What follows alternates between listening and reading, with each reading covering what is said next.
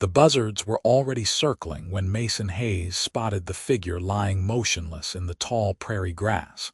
And for a moment, he thought he was too late to save whoever had fallen victim to the unforgiving Wyoming wilderness.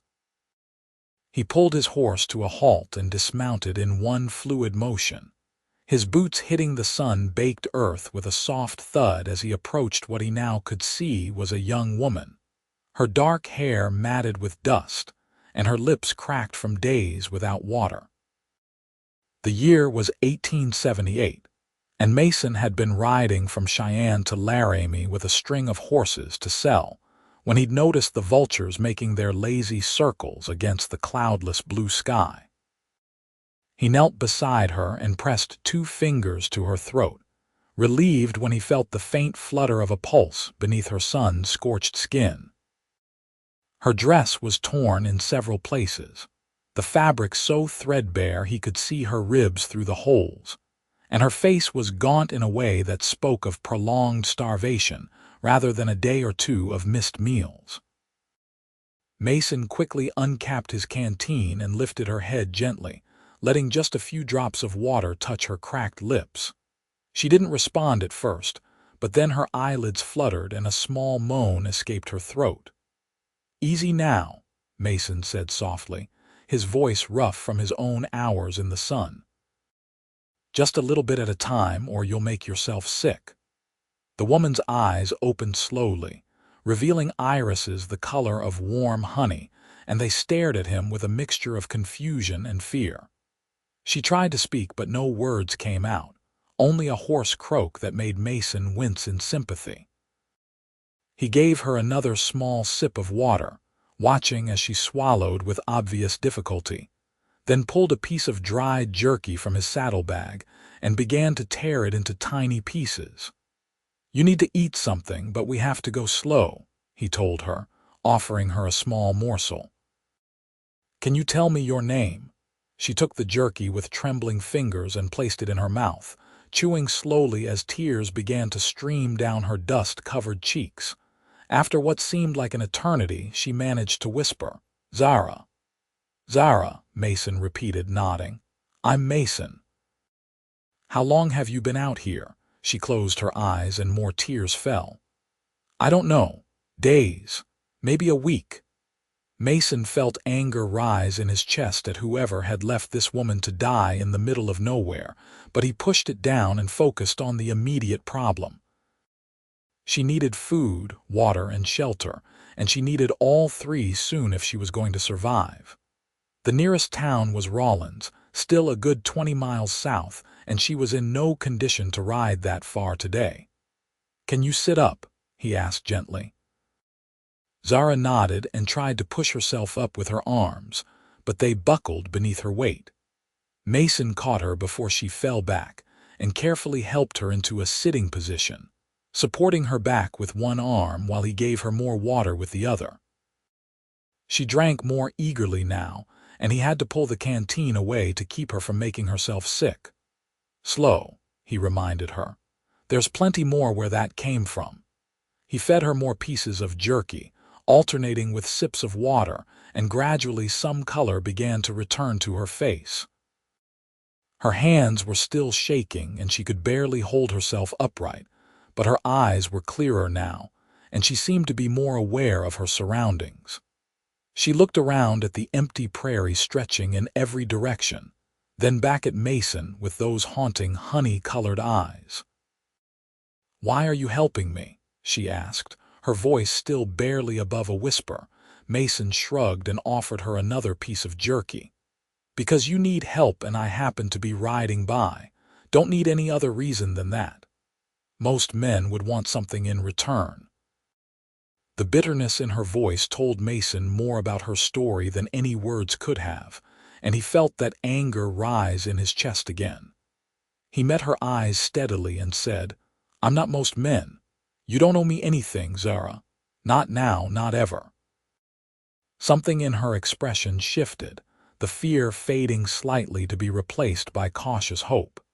She accepted another piece of food and chewed it slowly, never taking her eyes off him, as if she was trying to decide whether or not to believe him. Mason didn't push her to talk.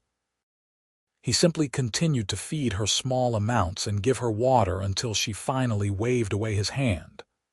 "I can't eat any more right now," she said. "But thank you.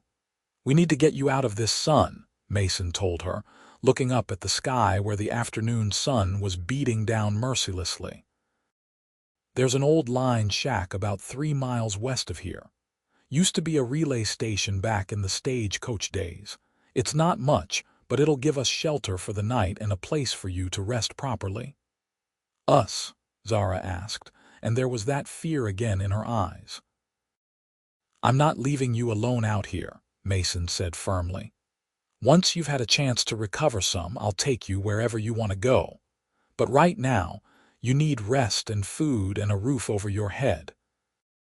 That's all I'm offering, and all I'm asking is that you let me help you until you're strong enough to decide what comes next." She studied his face for a long moment, and Mason let her look. He was 32 years old, with sun-weathered skin and dark brown hair that curled at his collar, and he knew his face was honest even if it wasn't particularly handsome. He'd been working as a horse trader for the past 5 years, traveling between the various settlements and ranches across Wyoming and Colorado, and he'd learned early on that his reputation was his most valuable asset. A man known for keeping his word and dealing fairly would always find work, while a cheat or a liar would starve. Finally, Zara nodded. "All right, I'll trust you, Mason Hayes." He smiled, surprised that she'd remembered his full name even though he'd only given her his first. "That's good enough for me. Now, can you ride, or do you need me to carry you?" "I can try to ride," she said, though the tremor in her voice suggested she wasn't entirely sure. Mason brought his horse over, a sturdy bay gelding named Copper who was used to his owner's sometimes unpredictable schedule and various burdens. He helped Zara to her feet, steadying her when her knees threatened to buckle, then lifted her carefully onto the saddle. She gasped at the sudden movement but managed to stay upright, gripping the saddle horn with white-knuckled hands. "I'm going to walk beside you and lead Copper," Mason told her. "If you start to feel faint or like you're going to fall, you tell me immediately. Understood?" "Understood," Zara whispered. They set off slowly, Mason walking at Copper's head with one hand on the reins and one ready to catch Zara if she started to slip. The line shack was indeed about 3 miles west, tucked into a small hollow that provided some shelter from the wind. It was a rough structure made of weathered logs with a roof that sagged in the middle, but it had 4 walls and a door that still hung on its hinges, which made it better than 90% of the shelters available on the open prairie. Mason helped Zara down from the saddle and half-carried her inside, settling her on the floor against one wall where she could lean back and rest. The shack was dim and dusty, but blessedly cool after the heat of the sun, and there was even an old stone fireplace in one corner that looked like it would still draw if he built a fire. He got Zara situated with his bedroll spread out for her to lie on, then went back outside to tend to Copper and gather wood. By the time he returned with an armload of dried sage brush and twisted juniper branches, Zara had fallen asleep, her chest rising and falling with slow, even breaths. Mason built a small fire in the fireplace and put a pot of water on to heat, then sat down across from her and watched the play of firelight across her face. She was younger than he'd first thought, probably not more than 24 or 25, and even with the dirt and the gauntness brought on by starvation, she was beautiful in a way that made his chest ache. He wondered what her story was, how she'd ended up alone and starving on the Wyoming prairie, but he didn't intend to press her for answers. She'd tell him in her own time if she wanted to, and if she didn't, that was her right. All that mattered now was getting her healthy again, and then helping her get wherever she wanted to go. The water began to steam, and Mason added some of his dried beef, and a handful of wild onions he'd found growing near the shack, making a simple but nourishing stew. The smell of cooking food filled the small space, and after a few minutes, Zara's eyes opened. She looked around in momentary confusion before her gaze settled on Mason and the pot he was stirring. "That smells wonderful," she said, and her voice was stronger now. "It's nothing fancy, but it'll stick to your ribs," Mason replied. He ladled some of the stew into his tin cup and brought it over to her. "Take it slow. Your stomach's not used to much food right now." Zara accepted the cup with both hands and breathed in the steam, closing her eyes as if it was the finest meal she'd ever smelled. She took a small sip, then another, and Mason watched her carefully for any signs that she might be sick. But she seemed to tolerate the food well, eating slowly and steadily until the cup was empty. He refilled it for her and she ate that too, then drank another full canteen of water. "Better?" he asked. "Much better," Zara said, and she managed a weak smile. "I don't know how to thank you, Mason. If you hadn't come along when you did, I would have died out there." "You don't need to thank me," Mason said, settling back against the opposite wall with his own cup of stew. "Just glad I was riding this way today." They sat in comfortable silence for a while, eating and listening to the crackle of the fire. Outside, the sun was setting, painting the sky in shades of orange and purple that filtered through the gaps in the log walls. Mason finished his meal and set the cup aside, then stretched out his long legs and pulled his hat down over his eyes. "You should sleep," he told Zara. "We'll stay here tomorrow too, let you build up your strength before we move on." "Where will you sleep?" she asked. "Right here is fine." "I've slept in worse places." "Mason," Zara said, and there was something in her tone that made him push his hat back and look at her. "I need to tell you something about how I ended up out there." He sat up straighter and nodded. "Only if you want to." She took a deep breath and wrapped her arms around herself, staring into the fire as she spoke. "My name is Zara Kingsley, and until 2 weeks ago, I was living in a settlement about 40 miles north of here with my father and younger brother. My mother died when I was 12, so I've been taking care of the house and my brother ever since. My father was a farmer, or at least he tried to be. The land wasn't good for much except scrub grass, but he kept trying year after year." Mason stayed quiet, letting her tell the story at her own pace. "About 3 months ago, a man came to our settlement. His name was Dutch Keller, and he had a reputation as a gambler and a gunslinger. My father made the mistake of getting into a card game with him, and he lost.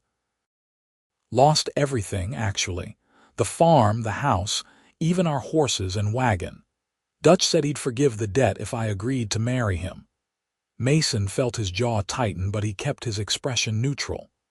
"I refused at first," Zara continued, "but my father begged me to reconsider. He said it was the only way to save my brother, who was only 15 and would be left with nothing if Dutch took everything. So I agreed. I agreed to marry a man I'd known for less than a week, because I didn't see any other choice." "You don't have to tell me this if it's too hard," Mason said gently, but Zara shook her head. "No, I want you to know. I want you to understand. The wedding was supposed to be 2 weeks ago, but the night before, Dutch got drunk and told me exactly what he expected from me as his wife.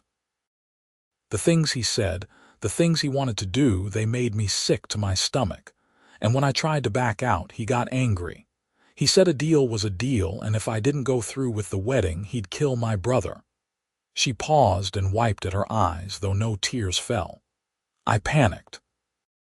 That night, I stole one of Dutch's horses and rode away as fast as I could. I didn't have any supplies, didn't have any plan. I just knew I had to get away. I rode for 2 days before the horse threw me and ran off. After that, I walked. I tried to find water, tried to find food, but I got lost." The prairie all looks the same, and I just kept walking in circles until I couldn't walk anymore. And then you found me." Mason was quiet for a long moment, processing everything she'd told him. Finally, he said, "Your brother, is he safe?" "I don't know," Zara whispered. "I hope so." "I hope Dutch was more interested in getting his horse back than in punishing my family. But I don't know." "We'll find out," Mason promised. "Once you're strong enough to travel, we'll ride north and see, and if your brother needs help, we'll help him." Zara stared at him with wide eyes. "Why would you do that? You don't know me, you don't know him. Why would you risk getting involved with a man like Dutch Keller?" Mason met her gaze steadily. "Because it's the right thing to do. And because I've seen too many men like Keller in my life, men who think they can take whatever they want without consequences. Someone needs to stand up to them." "He'll kill you," Zara said flatly. "Maybe, but I'm pretty good at not dying," Mason replied with a slight smile. "Been doing it successfully for 32 years now." Despite everything, Zara laughed, a small sound that was more sob than humor. "You're insane." "Probably," Mason agreed. "But you're not alone anymore, Zara. Whatever happens next, you're not facing it alone." "That's my promise to you, and I don't break my promises." Something in her expression crumbled then, and she began to cry in earnest, great heaving sobs that shook her whole body. Mason moved over to sit beside her and put a careful arm around her shoulders, letting her cry against his chest while he murmured soothing nonsense. She cried for a long time, releasing what must have been weeks or months or years of fear and pain and exhaustion, and Mason simply held her until the storm passed. When she finally pulled away, her eyes were red and swollen but also clearer, as if the tears had washed away some of the shadows that had been haunting her. She looked up at Mason and said, "I'm going to hold you to that promise." "Good," Mason said. "Now get some sleep. Tomorrow we'll work on getting you healthy again, and then we'll figure out the rest." Zara lay down on the bedroll and was asleep within minutes, exhaustion claiming her completely. Mason added more wood to the fire and settled in for a long night of keeping watch. He didn't think Dutch Keller would find them here, but he wasn't taking any chances. He'd made a promise to Zara, and he intended to keep it no matter what it cost him. The next morning dawned clear and warm, with a gentle breeze that carried the scent of sage across the prairie. Mason woke before sunrise and went outside to check on Copper and scout the surrounding area, but there were no signs of anyone else nearby. He caught a rabbit in a snare he'd set the night before and brought it back to the shack, where he found Zara awake and sitting up. "How do you feel?" he asked. "Sore," she admitted, "but stronger than yesterday. That sleep helped." "Good. I've got fresh meat for breakfast, and then I want you to rest some more. We'll stay here another night at least." They settled into an easy routine over the course of that day and the next. Mason hunted and cooked while Zara rested and slowly regained her strength, eating regular small meals and drinking plenty of water. They talked while they ate, sharing stories about their lives. Mason told her about growing up on a ranch in Colorado, about learning to train horses from his father before a drought drove the family off their land, about the years he'd spent drifting from job to job before finding his calling as a trader. Zara told him about her childhood in Ohio, about the trip west when she was 10 years old, about her mother's death from fever and her father's increasing desperation to make something of himself in a land that seemed determined to break him. She talked about her brother Timothy, about how smart he was, and how he wanted to be a lawyer someday, about how she'd always done everything she could to protect him and give him opportunities. "He's the reason I agreed to marry Dutch," she said on the second evening, as they sat by the fire watching the stars come out through the gaps in the roof. "I couldn't let him suffer because of our father's mistakes. But then, I realized that marrying Dutch wouldn't protect Timothy at all. It would just chain me to a monster and give him even more power over my family. You made the right choice, Mason told her. Running was brave. It didn't feel brave, Zara said. It felt like cowardice, like I was abandoning my brother when he needed me most. Brave and scared aren't opposites, Mason said. Some of the bravest people I've known were terrified when they did what needed doing. They just didn't let the fear stop them. Zara looked at him thoughtfully. Is that how you live your life? Doing what needs doing even when you're scared? I try to, Mason said. Don't always succeed, but I try. On the third day, Zara was strong enough to walk around outside without needing support, and her face had lost that hollow, skeletal look. She still tired easily and needed frequent rests, but the immediate danger had passed. Mason judged that she'd be able to travel by the next morning, and that evening he broached the subject of what came next. We need to make a decision, he said as they ate dinner. Do we head north to check on your brother, or do we go somewhere else first? I'll follow your lead on this. Zara was quiet for a long moment, staring into the fire. Finally, she said, I need to know if Timothy is all right. I need to know if Dutch hurt him because of what I did. But I'm terrified of going back there and running into Dutch himself. That's a valid fear, Mason acknowledged. But we don't have to ride straight into the settlement. We can approach carefully, maybe find someone who can give us information before we show ourselves. And if Dutch is there, well, we'll deal with that when it comes. You really think we can just deal with a man like Dutch Keller? Zara asked skeptically. Mason smiled, and there was something hard in his expression. I've dealt with worse. Men like Keller are all bluster and cruelty, but they're cowards at heart. They only pick on people they think can't fight back. Show them real opposition, and they fold like a bad hand of cards. I hope you're right, Zara said. Only one way to find out, Mason replied. They left the line shack the next morning, riding north toward the settlement where Zara's family had lived. Mason had Zara ride on Copper while he led the string of horses he'd been taking to Laramie, adjusting his plans to accommodate this new mission. The horses could wait. Making sure Zara's brother was safe couldn't. They traveled slowly, stopping frequently so Zara could rest, and it took them 3 days to cover the 40 miles to the settlement. As they drew closer, Zara grew increasingly tense, her eyes constantly scanning the horizon as if expecting Dutch to appear at any moment. Mason did his own scanning, looking for any signs of trouble, but the prairie remained empty and peaceful. On the afternoon of the third day, they crested a low rise and Zara pointed toward a cluster of buildings in the distance. That's it, she said. That's the settlement. Mason studied the buildings through the shimmering heat haze. There couldn't have been more than 20 structures total, most of them rough cabins or sod houses clustered around what looked like a general store and a saloon.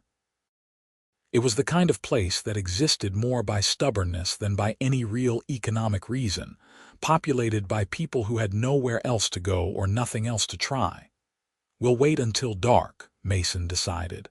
Then I'll ride in alone and see what I can find out. No, Zara said firmly. I'm coming with you. Zara, if Dutch sees you, then we'll deal with it, she interrupted, throwing his own words back at him. Timothy is my brother, Mason. I'm not going to hide while you take all the risks. Mason wanted to argue, but he could see the determination in her eyes and knew it would be pointless. All right, he said. But we do this smart. We'll leave the horses here and approach on foot, stay in the shadows, and if I tell you to run, you run. No arguments, no hesitations. Agreed. Agreed, Zara said. They made camp in a small depression out of sight of the settlement and waited for sunset. As the sky darkened, Mason checked his pistol and made sure his knife was secure in its sheath at his belt. He wasn't looking for a fight, but he'd be ready if one came. Zara had no weapons except for a small knife Mason had given her, and he hoped she wouldn't need to use it. They set out as full darkness fell, moving quietly across the prairie toward the settlement. Lights showed in a few of the windows, and they could hear the sound of a piano playing badly in the saloon. Mason led Zara around the edge of the buildings, staying in the shadows until they reached what she identified as her family's cabin. It was dark inside, with no light showing through the windows. Mason tried the door and found it unlocked, which either meant no one was home or whoever was inside wasn't concerned about intruders. He pushed the door open slowly, wincing when the hinges creaked, and stepped inside with Zara close behind him. The cabin was small and sparsely furnished, with a table, 2 chairs, and 2 beds against opposite walls. In the dim light filtering through the window, Mason could see that one of the beds was occupied. He moved closer and saw a young man lying there, his face turned toward the wall. "Timothy," Zara whispered, and rushed past Mason to her brother's side. The young man jerked awake with a startled gasp and nearly fell out of bed before he recognized his sister. "Zara! Oh my God, Zara!" They hugged each other fiercely, both of them crying, and Mason moved to the door to keep watch while they had their reunion. After a few moments, Timothy pulled back and looked at his sister in the dim light. "I thought you were dead," he said, his voice choked with emotion. "When Dutch came back without you, he said you'd run off and probably died out on the prairie. He was furious about the horse." "I'm alive," Zara said. "Mason found me and saved me. Timothy, this is Mason Hayes. Mason, this is my brother Timothy." Timothy looked over at Mason and nodded. "Thank you for bringing her back." "She's tougher than she looks," Mason said. "Is Dutch still here?" "No," Timothy said, and Mason could hear the relief in his voice. "He left 2 days after Zara ran, said he had business in Cheyenne and he'd be back in a month to collect what he was owed. Father is still terrified he's going to come back and kill us all." "Where is your father?" Zara asked. Timothy's expression darkened. "Passed out drunk in his bed at Mrs. Henderson's boarding house. He's been there every night since you left, drinking away what little money we had left." Zara closed her eyes and Mason could see the pain in her face. "We need to leave," she said. "All of us. If Dutch comes back and finds me here, he'll kill someone." "Where would we go?" Timothy asked. "We don't have any money, we don't have any horses, we don't have anything." "You have me," Mason said, and both of them turned to look at him. "I'm heading to Salt Lake City, Utah to sell these horses and pick up a new string. You can come with me if you want. It's a long ride, probably 2 weeks, but once we get there I can help you find work and a place to stay, at least until you figure out what you want to do next." "Why would you do that?" Timothy asked, echoing his sister's question from days earlier. "Because your sister saved my life by trusting me when she had no reason to," Mason said, which wasn't exactly true but felt true in a way that mattered. "And because I believe in helping people when I can." "So what do you say? You coming with me to Utah, or are you going to stay here and wait for Dutch Keller to come back?" Timothy looked at his sister and something passed between them without words. Finally, he nodded. "I'm coming. Just let me get my things." "What about Father?" Zara asked quietly. Timothy's face hardened. "He made his choices. I'm making mine." They gathered Timothy's meager belongings, which fit into a single canvas bag, and left the cabin as quietly as they'd entered.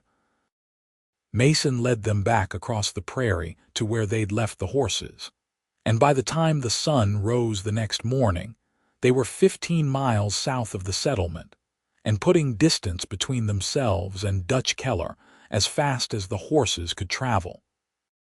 The journey to Salt Lake City took 12 days, following old trails that wound through Wyoming and into Utah. Mason kept them moving at a steady pace but was careful not to push too hard, mindful that Zara was still recovering her strength. Timothy proved to be good company, full of questions about horses and trading and life on the trail, and Mason found himself enjoying the role of teacher. But it was Zara who occupied most of his thoughts. He watched her grow stronger day by day, saw the color return to her cheeks and the weight settle back onto her bones. He listened to her laugh at Timothy's jokes and saw the way she looked at the mountains in the distance with wonder in her eyes, and he felt something shift in his chest that he hadn't felt in a very long time. He was falling in love with her. It should have been impossible.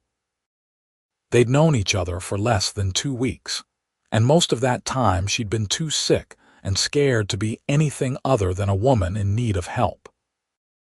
But somehow, in the quiet moments around the campfire or the long hours of riding side by side, she'd worked her way into his heart in a way that he couldn't explain and didn't want to fight. He didn't know if she felt the same way. Sometimes he caught her looking at him with an expression he couldn't quite read, and sometimes when their hands touched while passing a plate of food or a canteen of water, he thought he felt something electric pass between them. But she'd been through so much, and he didn't want to add to her burdens by confessing feelings she might not return. So he kept quiet and focused on getting them safely to Salt Lake City, telling himself that there would be time later to figure out what, if anything, existed between them. They reached Salt Lake City on a warm afternoon in late August, riding into a town that was considerably larger and more established than the settlements they'd passed through in Wyoming. The city had been founded by Mormon pioneers 30 years earlier and had grown into a thriving community with real streets, brick buildings, and even a few churches. Mason had been here before and knew a livery owner named Jack Preston, who always gave him fair prices and honest dealings. He led them to Preston's stable on the east side of town and was greeted warmly by the owner, a barrel-chested man in his 50s with a salt and pepper beard and a booming laugh. "Mason Hayes," Jack called out, striding forward to shake his hand. "Been wondering when you'd show up. Got some nice horses for me this time." "Best string I've had in a year," Mason replied. "All sound, all well-trained and all ready to work. I'll give you a good price if you take the lot." They spent the next hour negotiating, with Mason showing off each horse's qualities while Jack examined them with a critical eye. In the end, they settled on a price that Mason was satisfied with, and Jack counted out the money in gold and silver coins that Mason divided into 3 separate pouches. "Who are your friends?" Jack asked, nodding toward Zara and Timothy, who were waiting near the stable entrance. "That's Zara and Timothy Kingsley," Mason said. "They're new in town and looking for work and a place to stay. You know of anything?" Jack scratched his beard thoughtfully. "Well, Mrs. Brennan, who runs the boarding house on 3rd Street, is always looking for help. And I heard that Thomas right over at the general store needs someone to help with inventory and deliveries. Can't say what the pay is, but both are honest work with honest people." "That's good enough for me," Mason said. "Thanks, Jack." He collected Zara and Timothy and led them through the streets of Salt Lake City, pointing out various landmarks and businesses as they walked. They stopped first at Mrs. Brennan's boarding house, where a stern-looking woman with kind eyes agreed to rent them 2 rooms at a reasonable rate. Then they went to the general store, where Thomas Wright, a thin man with spectacles and ink-stained fingers, interviewed Timothy and offered him a job starting the next morning. "What about me?" Zara asked as they left the store. "I need to find work too." "We'll find you something," Mason promised. "But first, let's get some real food. I saw a restaurant back on 2nd Street that looked decent." They ate dinner at a small establishment that served roasted chicken and vegetables, and it was the first real meal any of them had eaten in weeks. Timothy dug into his food with the enthusiasm of a 15-year-old boy, while Zara ate more slowly, savoring each bite. Mason watched her and felt that same ache in his chest that had been growing stronger with each passing day. After dinner, they walked back to the boarding house through streets that were just beginning to light up with lanterns and oil lamps. Timothy went straight to his room, exhausted from the day's travel and excitement, but Zara lingered in the hallway with Mason. "Thank you," she said softly, "for everything you've done for me and Timothy. I don't know how we'll ever repay you." "You don't need to repay me," Mason said, echoing the words he'd spoken when he first found her. "I did what anyone with a conscience would do." "No," Zara said firmly, "you did far more than that. You saved my life, you helped me find my brother. You brought us here and helped us find work and a place to live. You did all of that without asking for anything in return, and that's not something most people would do. That's not something I'll ever forget." She stepped closer and reached up to touch his face, her fingers gentle against his sun-weathered skin. Mason's breath caught in his throat and he found himself unable to move, afraid that any motion might break whatever spell was holding this moment in place. "I've been watching you, Mason Hayes," Zara continued, her voice barely above a whisper. "I've seen how you treat people with kindness and respect, how you stand up for what's right even when it's dangerous, how you keep your promises no matter what it costs you.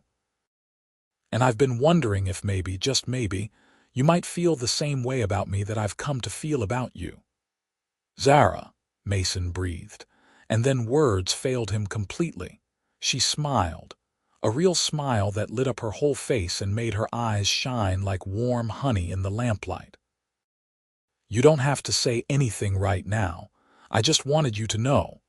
I wanted you to know that you're not alone anymore either, Mason. Whatever happens next, you're not facing it alone. That's my promise to you." She stood on her toes and kissed him softly on the cheek, then turned and disappeared into her room before he could respond. Mason stood in the hallway for a long moment, his hand pressed to his cheek where her lips had touched, and he felt something warm and bright unfurl in his chest like a flower opening to the sun. He was in love with Zara Kingsley, and miracle of miracles, she might just love him back. The next morning, Mason woke with a sense of purpose and possibility that he hadn't felt in years. He met Zara and Timothy for breakfast at a small cafe near the boarding house, and he couldn't stop himself from smiling every time he caught Zara's eye. She smiled back, a secret knowing smile that made his heart race.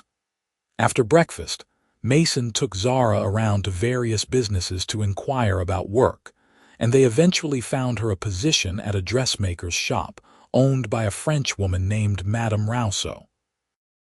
Zara had some skill with a needle and thread from years of mending clothes for her family, and Madame Rousseau agreed to train her in the finer points of dressmaking in exchange for help with the shop's basic alterations and cleaning. "This is perfect," Zara said as they left the dressmaker's shop. "I can't thank you enough, Mason." "You already did," Mason replied. Last night in the hallway, Zara blushed prettily and looked away, but she was still smiling. "About that, I meant what I said." "So did I," Mason said, even though he hadn't actually said anything yet. "Zara, I need to tell you something. I've been trying to find the right words for days now, but there don't seem to be any right words, so I'm just going to say it plain. I'm in love with you. I think I've been in love with you since the moment you opened your eyes and looked at me out there on the prairie. And if you'll have me, I'd like to court you properly. I'd like to see if maybe we could build something together, something real and lasting." Zara's eyes filled with tears, but she was smiling so wide it looked like her face might split in two. "Yes," she said. "Yes, I'll have you. I want all of that, Mason. I want everything with you." He pulled her into his arms right there on the street, not caring who saw, and kissed her properly for the first time. She melted against him and kissed him back with a passion that took his breath away, and when they finally pulled apart, they were both grinning like fools. I should probably warn you, Mason said. I'm not exactly a rich man. I make a decent living with the horses, but it's not steady work. There might be times when money is tight. I don't care about money, Zara said. I care about you. I care about building a life with someone who treats me like an equal, who keeps his promises, who makes me feel safe and valued and loved. That's worth more than all the gold in California. You're going to make me cry, Mason said, only half joking. Good, Zara replied. I like knowing you have feelings. They spent the rest of that day together, walking through Salt Lake City and talking about their hopes and dreams for the future. Mason told her about his plans to save enough money to buy land and start his own horse ranch. And Zara talked about her desire to learn a real trade and become skilled at something that could support herself and eventually a family. They talked about Timothy and his dreams of becoming a lawyer, and they made plans to help him save money for schooling when the time came. As the sun set and they walked back toward the boarding house, Mason felt a sense of peace and rightness that he'd never experienced before. For the first time in his life, he could see a future that wasn't just about surviving day to day, but about building something meaningful with someone he loved. Over the next few weeks, Mason and Zara settled into a routine. Mason took work at the livery with Jack Preston, helping to train horses and manage the stable while he waited for his next trading opportunity. Zara worked at the dressmaker's shop, learning quickly and impressing Madame Rousseau with her attention to detail. Timothy thrived at the general store, his quick mind and friendly demeanor making him popular with customers. In the evenings, the three of them would meet for dinner and share stories about their day. And afterward, Mason and Zara would take long walks through the town, holding hands and talking about everything and nothing. Mason courted her properly, bringing her flowers from the market and taking her to church socials and community dances. Zara bloomed under the attention, her confidence growing as she realized that she was truly free to make her own choices about her life and her future. One evening about 6 weeks after they'd arrived in Salt Lake City, as they sat together on a bench outside the boarding house watching the stars come out, Mason took a deep breath and reached into his pocket. "Zara Kingsley," he said, "I know we haven't known each other very long by most people's standards, but I also know that I've never been more certain of anything in my life than I am about this. You're the best thing that ever happened to me, and I want to spend the rest of my life making sure you never regret trusting me that day on the prairie." He pulled out a simple gold ring that he'd bought from a jeweler on Main Street and held it up in the starlight. "Will you marry me?" Zara's hands flew to her mouth and tears streamed down her face, but she was nodding before he even finished the question. "Yes," she said through her tears. "Yes, yes, 1,000 times yes." Mason slipped the ring onto her finger and kissed her, and they stayed on that bench for hours, holding each other and planning their future together. They decided to have a simple wedding in October, just 2 months away, with Timothy standing as Mason's best man and Madame Rousseau agreeing to make Zara's dress. They'd use some of Mason's savings to rent a small house on the outskirts of town, where they could eventually build corrals and start working with horses together. The days until the wedding seemed to fly by in a blur of preparations and excitement. Zara worked overtime at the dress shop to save money for their household, while Mason took on extra jobs around the livery to add to their nest egg. Timothy helped however he could, offering to build furniture for their new house and proudly telling anyone who would listen about his soon-to-be brother-in-law. The wedding took place on a crisp October morning in a small church on the east side of Salt Lake City. Zara wore a beautiful cream-colored dress that Madame Rousseau had created as her wedding gift, with delicate embroidery at the collar and cuffs that had taken weeks to complete. Her hair was styled in soft curls and adorned with wildflowers that Timothy had picked that morning, and when she walked down the aisle toward Mason, he thought she was the most beautiful thing he'd ever seen. The ceremony was simple but heartfelt, with a minister who barely knew them speaking about love and commitment and the sacred bond of marriage. Mason repeated his vows in a clear, strong voice, promising to love and cherish Zara for all the days of his life, to protect and provide for her, to stand by her side through whatever challenges they might face. Zara's voice shook with emotion as she made her own promises, but her eyes never left Mason's face, and the love shining in them was brighter than any star. When the minister pronounced them husband and wife, and told Mason he could kiss his bride, the small congregation erupted in applause. Mason pulled Zara into his arms and kissed her thoroughly, pouring all of his love and devotion into that single moment, and when they finally pulled apart, they were both grinning through tears of joy. The reception was held at the boarding house, with Mrs. Brennan providing a simple meal of roasted chicken and vegetables, and a beautiful cake that she'd baked herself. Jack Preston came with his wife, and Madame Rousseau brought her assistant, and Thomas Wright closed the general store early so he and Timothy could attend. It was a small gathering, but it was filled with warmth and genuine happiness for the newlyweds. As the evening wore on and the guests began to leave, Mason pulled Zara aside and led her outside into the cool night air. They stood together in the garden behind the boarding house, wrapped in each other's arms and looking up at the stars. "I love you, Mrs. Hayes," Mason whispered into her hair. "I love you too, Mr. Hayes," Zara replied. "Thank you for finding me. Thank you for saving me. Thank you for giving me a life worth living." "You saved me too," Mason said. "I didn't even know I was lost until you found me." They stayed there in the garden for a long time, holding each other and marveling at how much their lives had changed in just a few short months. From the moment Mason had spotted those buzzards circling over the prairie to this moment right now, it felt like destiny had been guiding them toward each other, preparing them for the life they would build together.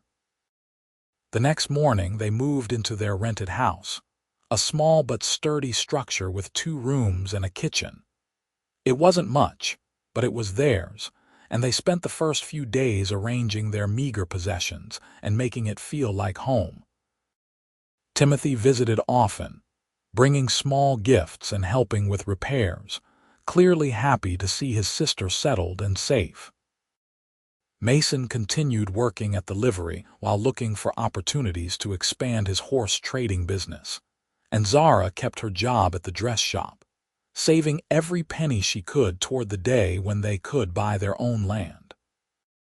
They talked often about their dreams, about the ranch they would build and the horses they would raise, about the children they hoped to have someday and the life they would create for them. Winter came to Salt Lake City with snow and cold winds, but the house stayed warm and the love between Mason and Zara only grew stronger. They learned each other's habits and preferences, the small daily rhythms that make up a marriage. Mason learned that Zara liked to wake early and watch the sunrise with a cup of coffee, that she hummed while she sewed, that she had a wicked sense of humor that could make him laugh until his sides ached. Zara learned that Mason talked to horses like they were people, that he was constantly thinking 3 moves ahead in any situation, that his gruff exterior hid a heart as soft and generous as any she'd ever known. On Christmas morning, Zara woke Mason with news that made his heart sing. "I'm pregnant," she whispered, her hand pressed to her still flat stomach. "We're going to have a baby." Mason pulled her into his arms and held her tight, too overwhelmed with emotion to speak. A baby. They were going to have a baby. He thought about the child they would raise together, about teaching a son to ride or a daughter to care for horses, about building a family that was founded on love and respect, and all the things his own childhood had taught him were important. "Are you happy?" Zara asked, pulling back to look at his face. "Happy doesn't even begin to cover it," Mason said. "I'm terrified and thrilled and grateful all at once. When? Late summer, I think. August, maybe." They spent the rest of that winter preparing for the baby, with Zara sewing tiny clothes and Mason building a cradle from wood that Jack Preston helped him select. Timothy was excited about becoming an uncle and spent hours discussing names and arguing about whether the baby would be a boy or a girl. Spring arrived, and with it came new opportunities. A rancher from the valley north of Salt Lake City approached Mason about buying horses, and the deal was lucrative enough that Mason was able to save a substantial amount toward buying land. Zara continued working at the dress shop until her pregnancy became too obvious to hide, and then Madame Rousseau insisted she take time off to rest and prepare for the baby. In May, Mason found the perfect piece of land about 10 miles outside of Salt Lake City, a beautiful stretch of valley with good grass, a creek running through it, and plenty of room for corrals and a house. The owner was an older man looking to move back east to be near his grandchildren, and he agreed to sell the land for a price Mason could afford with his savings, and a loan from Jack Preston. They closed the deal in June and immediately began making plans to build their ranch. Mason hired a small crew to help construct a house, barn, and corrals, working alongside them every day to keep costs down. Zara visited the site whenever she felt strong enough, bringing lunch for the workers and offering suggestions about the house layout. On a hot day in late August, just as the house was nearing completion, Zara went into labor. Mason rode into town as fast as Copper could carry him and fetched the midwife, a capable woman named Zara who had delivered half the babies in Salt Lake City. Timothy met them at the new house, his face pale with worry, and the three of them waited anxiously while Zara worked with Zara in the bedroom. The labor was long and difficult, lasting well into the night, and Mason paced the unfinished main room like a caged animal, flinching at every cry that came from the bedroom. Timothy tried to distract him with conversation, but Mason could barely focus on anything except the fear that something might go wrong, that he might lose Zara after finally finding her. Just before dawn, when Mason was on the verge of breaking down the bedroom door and demanding to know what was happening, he heard a new sound. A baby crying, thin and rady but unmistakably alive. His knees went weak with relief, and he grabbed Timothy's shoulder to steady himself. Zara emerged a few minutes later, smiling broadly. "You have a son," she announced. "A big, healthy boy, and your wife did beautifully. She's tired, but she's fine, and she wants to see you." Mason rushed into the bedroom and found Zara propped up against pillows, looking exhausted but radiant, with a tiny bundle wrapped in blankets cradled in her arms. She looked up at him and smiled, and Mason felt his heart expand with so much love he thought it might burst. "Come meet your son," Zara said softly. Mason approached carefully and looked down at the baby, taking in the tiny red face, the shock of dark hair, the miniature fingers that were curled into fists. "He's perfect," Mason whispered. "You're both perfect." "Do you want to hold him?" Zara asked. Mason nodded and carefully took the baby from her arms, cradling his son against his chest with a gentleness that belied his calloused hands. The baby's eyes opened briefly, revealing dark blue irises that might change color later, and Mason felt something shift fundamentally in his universe. This was his son, his and Zara's, a new life that they had created together, a symbol of their love and their future. "What should we name him?" he asked. "I was thinking Michael," Zara said. "Michael Timothy Hayes. After my brother who stood by me, and with a name that means who is like God, because this child is a miracle. Michael Timothy Hayes, Mason repeated, testing the name. I love it. Welcome to the world, Michael.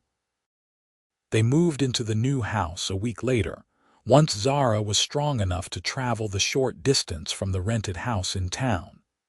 Timothy helped them move their belongings and stayed for a few days to help with Michael while Zara recovered her strength. Mason threw himself into finishing the ranch, building corrals and fences and a stable that would house the horses he planned to acquire and train. The months that followed were busy but joyful. Michael grew quickly, becoming a fat, happy baby who rarely cried and seemed fascinated by everything around him. Zara recovered fully from the birth and began working alongside Mason with the horses, proving to have a natural talent for gentling and training that complemented Mason's own skills. Together, they built the ranch into a thriving enterprise, earning a reputation for quality horses and fair dealing that brought customers from across the territory. Timothy continued working at the general store but visited the ranch every Sunday for dinner, and he was saving money toward attending law school in California. He adored his nephew and spent hours playing with Michael, telling him stories and singing him songs that made the baby laugh with delight. 2 years after Michael's birth, Zara became pregnant again, and this time the labor was shorter and easier. They welcomed a daughter in the spring of 1882, a tiny girl with Zara's honey-colored eyes and Mason's dark hair. They named her Rose after the wildflowers that bloomed across the prairie in summer, and she proved to be as sweet-tempered as her brother. The ranch continued to prosper, and Mason and Zara added more land and more horses to their operation. They hired a young man named Daniel to help with the daily work, freeing up time for Mason to take occasional trading trips while Zara managed the ranch and the children. Their reputation grew, and soon they were selling horses to ranchers throughout Utah and beyond. Timothy finished saving enough money and left for law school in San Francisco when Michael was 4 and Rose was 2. It was hard to see him go, but they were all proud of him for pursuing his dreams, and he wrote letters every week describing his studies and his life in California. When Michael was 6 and Rose was 4, Zara discovered she was pregnant for a 3rd time. This pregnancy was unexpected but welcome, and they prepared to expand their family once more. In the winter of 1885, during a gentle snowfall that covered the ranch in white, Zara gave birth to another son. They named him Samuel, and he had a shock of red hair that neither Mason nor Zara could explain, though Mason's mother had been a redhead, according to his father. Life at the ranch settled into a comfortable rhythm over the years. Mason taught Michael to ride almost as soon as the boy could walk, and Michael showed the same natural affinity for horses that both his parents possessed. Rose was more interested in the business side of things, learning to read and write early so she could help her mother with the ranch accounts.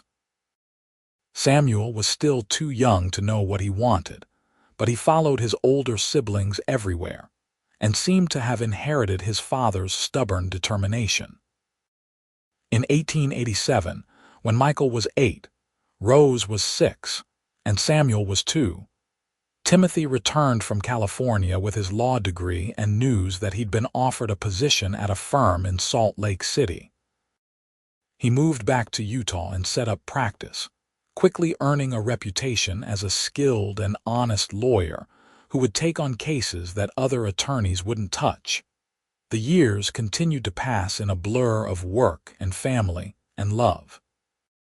Mason and Zara celebrated their 10th wedding anniversary in 1888, and Mason took her to San Francisco for a week as a surprise, leaving the children with Timothy and Daniel to manage the ranch. They walked along the waterfront and ate at fancy restaurants and saw a play at a real theater, and it was like being young and carefree again, if only for a few days. When they returned to the ranch, they found everything running smoothly and the children healthy and happy. Michael had grown another few inches and was already starting to look like a young man rather than a boy. Rose had organized all of the ranch records into a new filing system that Zara declared was far superior to her own methods. And Samuel had apparently spent the entire week following Daniel around and demanding to help with every task, no matter how inappropriate for a 3-year-old. Life was good. Life was full. Life was everything Mason had never dared to dream about when he was a lonely horse trader riding across the prairie with nothing but his string of horses and his own thoughts for company. One evening in the summer of 1889, as Mason and Zara sat on the porch of their house watching the sunset paint the mountains pink and gold, Zara reached over and took his hand. "You ever think about that day?" she asked. "The day you found me." "All the time," Mason admitted. "Sometimes I wonder what would have happened if I'd ridden a different route that day, if I'd missed you by just a few miles." "I would have died," Zara said simply. "There's no question about that. I was so close to the end when you found me, Mason. Another few hours and I would have been gone." "Don't," Mason said, squeezing her hand. "I can't think about that. I can't imagine a world without you in it." "But that's exactly it," Zara said, turning to look at him. "You saved my life that day, but you did so much more than that. You gave me a future. You gave me love and respect and partnership. You gave me these children and this ranch and this beautiful life. You gave me everything I never even knew I wanted, and you did it all without asking for anything in return." "I got everything I ever wanted out of the deal," Mason said. "Don't sell yourself short, Zara. You saved me just as much as I saved you, maybe more." "Then I guess we're even," Zara said with a smile. They sat in comfortable silence for a while, watching the children play in the yard. Michael was teaching Rose how to throw a rope, while Samuel toddled around them in circles, babbling happily to himself. Inside the house, dinner was cooking and Mason could smell the aroma of roasted meat and fresh bread. The horses were settled in their corrals for the night, and somewhere in the distance a coyote howled at the rising moon. "I love you, Mason Hayes," Zara said. "I love you more now than I did the day we got married, and I love you more every single day that passes.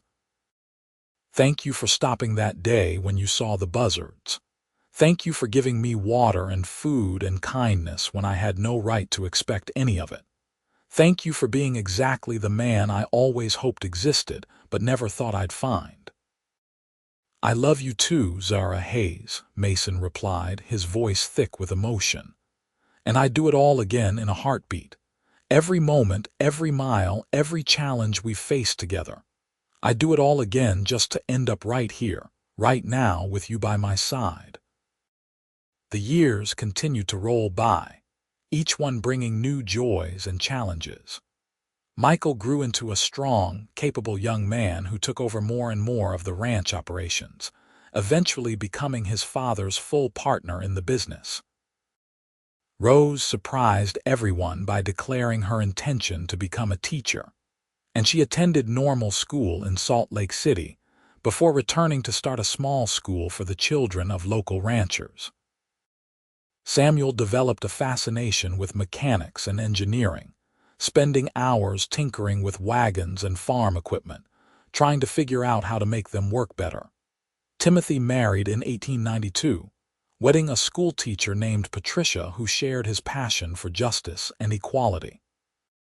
They had 3 children of their own, and the extended family gathered regularly for Sunday dinners and holiday celebrations that filled the ranch house with laughter and love. In 1898, Mason and Zara celebrated their 20th wedding anniversary surrounded by their children, grandchildren, and extended family. Michael had married a rancher's daughter named Catherine, and they had 2 sons. Rose was engaged to a banker from Salt Lake City who treated her like a queen. Samuel was only 15 but already had big plans to attend university and study engineering. At the anniversary celebration, Timothy stood up to make a toast, raising his glass toward his sister and brother-in-law. 20 years ago, he said, my sister made what seemed like a foolish decision. She trusted a stranger who found her dying on the prairie, and she let him save her life. But it turned out to be the best decision any of us ever made, because Mason Hayes didn't just save Zara that day. He saved me too, and he showed all of us what it means to be a good man. To Mason and Zara, who built a love story for the ages and created a legacy that will last for generations. May the next 20 years be even better than the first. Everyone raised their glasses and drank, and Mason looked around at all the faces gathered in his home. These people, this family, this life they'd built together, it was all because of one moment when he'd decided to stop and help a woman in need. One moment when he'd chosen compassion over convenience, kindness over indifference. He looked at Zara, who was wiping tears from her eyes and smiling at him with all the love in the world shining in her face, and he knew with absolute certainty that he'd made the right choice. Not just that day on the prairie, but every day since then. Every day that he'd chosen to love her, to build with her, to stand by her side no matter what challenges they faced. As the party continued around them, Mason pulled Zara close and whispered in her ear, "Here's to the next 20 years, Mrs. Hayes.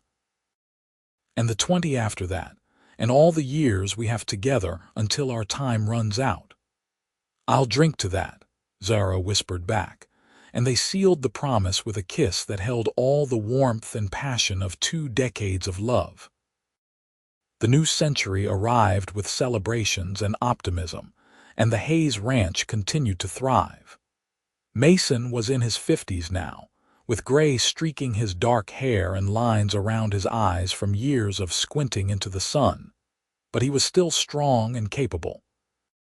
Zara's hair had silver threads running through it as well, but she was as beautiful to Mason as she'd been the day he found her on the prairie, maybe more so because now he knew every facet of her personality, every quirk and quality that made her who she was. They worked together every day, training horses and managing the ranch and raising their family. They watched their children grow and marry and start families of their own. They celebrated births and mourned deaths, weathered droughts and harsh winters, dealt with difficult customers and dishonest competitors. Through it all, they faced everything together as partners and equals, just as they'd promised each other that day in the line shack when Zara had first told him her story. In 1903, when Mason was 57 and Zara was 51, they received word that Dutch Keller had died in a gunfight in a saloon in Cheyenne. The news should have brought Zara some sense of closure or satisfaction, but instead she just felt a weary sort of sadness for all the years Dutch had wasted on anger and cruelty. "I feel sorry for him," she told Mason that night. "He could have built something good with his life, but instead he spent it hurting people and taking things that weren't his. What a waste." "You're a better person than I am," Mason said. "I'm just glad he can't hurt anyone anymore." "You're the one who taught me to forgive," Zara reminded him. "You could have hated me for bringing trouble to your door, but instead you chose compassion. You showed me that there's always a choice about who we want to be and how we want to live our lives. Dutch made his choices, and now he has to live with the consequences. Or not live with them, as the case may be." They held each other that night, grateful once again for the choices they'd made and the life they'd built together. The years continued to pass, bringing more grandchildren and even a few great-grandchildren as Michael's sons grew up and started families of their own. Rose never had children but poured all her love and energy into her students, educating an entire generation of ranch children. Samuel went off to university, and became a successful engineer, working on railroad projects throughout the West, but always returning home for holidays and family gatherings. Timothy continued his law practice and became known throughout Utah for his work defending the rights of small farmers and ranchers against larger corporations. He and Patricia were happy together, and their children adored their aunt and uncle at the Hayes Ranch. In 1908, Mason and Zara celebrated their 30th wedding anniversary with a huge party that brought together everyone whose lives they'd touched over the years. The ranch house couldn't hold everyone, so they set up tables in the yard and roasted whole steers over open fires. There was music and dancing and toasts that went on late into the night. As Mason looked around at all the people gathered to celebrate their love, he was struck by how one small act of kindness had rippled outward to touch so many lives. If he hadn't stopped that day to help Zara, none of these people would exist. None of these relationships would have formed. The entire trajectory of dozens of lives had changed because he'd chosen compassion over indifference. "What are you thinking about?" Zara asked, slipping her hand into his as they stood at the edge of the celebration. "Just marveling at what we built," Mason said. "All of this, everything we have, it started with one moment when I decided to stop and help someone who needed it." "Best decision you ever made," Zara said with a smile. "Second best," Mason corrected. "The best decision was asking you to marry me." "Good answer," Zara laughed, and she pulled him into the circle of dancers, and they waltzed beneath the stars just like they had at their wedding reception 30 years earlier. The years grew shorter and sweeter as Mason and Zara moved into their 60s and then their 70s. They gradually handed over more of the ranch operations to Michael and his sons, content to spend their days working with the horses they loved and enjoying their family. They took walks together every evening, hand in hand, talking about their day or their memories, or simply enjoying the comfortable silence that came from decades of shared life. In 1918, as the world was celebrating the end of the Great War, Mason and Zara celebrated their 40th wedding anniversary. They were both in their 70s now, and their bodies moved slower and tired more easily, but their love for each other had only grown stronger with time. They gathered the family once more, though it was a smaller gathering this time because travel was more difficult, and many of their original friends had passed on. But Michael was there with Catherine and their children and grandchildren. Rose came with her now husband, the banker who'd waited patiently for her to be ready for marriage. Samuel brought his wife and their 2 children. Timothy and Patricia were there, their own children grown with families of their own. As they sat around the dinner table that night, Mason looked at each face and felt his heart swell with gratitude. This was his legacy. Not the ranch or the horses or the money they'd saved, but these people, these relationships, this family built on love and respect and second chances. "I want to say something," Mason announced, and everyone fell quiet. 40 years ago, I found a woman dying on the prairie. I gave her water and food and asked nothing in return because it was the right thing to do. But what I didn't know then was that she was going to save me right back. She was going to teach me what it means to truly love someone, to build a life with someone, to face whatever comes together instead of alone." He looked at Zara, who was wiping tears from her eyes. "You are the best thing that ever happened to me, Zara Kingsley Hayes. You've given me 40 years of happiness and love and purpose. You've given me children and grandchildren and great-grandchildren. You've given me a reason to be better than I ever thought I could be. And if I had it all to do over again, I wouldn't change a single moment." "I love you, Mason Hayes," Zara said through her tears. "Then, now, and forever." They raised their glasses in a toast, and the family echoed their words. Then, now, and forever. That night, as they lay in bed together, Zara curled up against Mason's chest the way she had for 40 years, and he wrapped his arms around her and held her close. "You remember what you promised me that first night in the line shack?" Zara asked softly. "You said I didn't owe you anything, not then and not ever." "I remember," Mason said. "I want you to know that even though you said I didn't owe you anything, I've spent every day of the last 40 years trying to give you everything. Everything I am, everything I have, everything I could possibly offer. Because you deserved it, Mason. You deserved to be loved completely and fully the way you loved me from the very beginning." "You did that and more," Mason assured her. "You gave me a life worth living, Zara. You made me whole." They fell asleep like that, wrapped in each other's arms, two souls who had found each other against all odds and built something beautiful together. The seasons continued to turn, and Mason and Zara grew older but never grew apart. They remained partners in every sense of the word, working together, laughing together, supporting each other through the aches and pains that came with age. They watched more grandchildren and great-grandchildren be born, watched their family tree spread wider and deeper with each passing year. In the spring of 1923, Mason fell ill with pneumonia. He fought it stubbornly for 2 weeks, refusing to let some simple illness take him down after surviving 7 decades of hard living, but eventually his body couldn't fight anymore. He died peacefully in his sleep with Zara holding his hand, just days after their 45th wedding anniversary. The funeral was attended by hundreds of people, ranchers and farmers and townspeople who'd known Mason Hayes and respected him for his integrity and kindness. They told stories about his fairness in business, his skill with horses, his generosity to those in need.